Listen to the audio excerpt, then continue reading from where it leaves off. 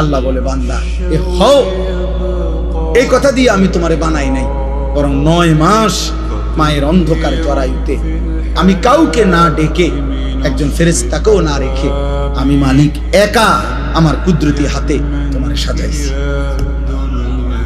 তুমি জানো না বান্দা, তুমি আমার বড় মায়ার সৃষ্টি। তোমার মারে জিজ্ঞাসা করে দেখো, আমি কোনোদিন তোমার মাকে তুমি যখন গর্ভে ছিলা জিজ্ঞেস করি নাই যে মা তোর ছেলের নাক লাগাবো, কোথায় লাগাবো, তুই মা বলে দে।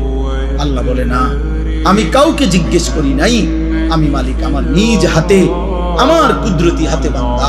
বড় বেশি সুন্দর করে আল্লাহ কসম করে বলছে, 4টা কসম করে আল্লাহ বলছে, ওয়াত-তিনি ওয়াজ-যাইতুন ওয়া তুরি সিনিন ওয়া হাদাল বালাদিল আমিন।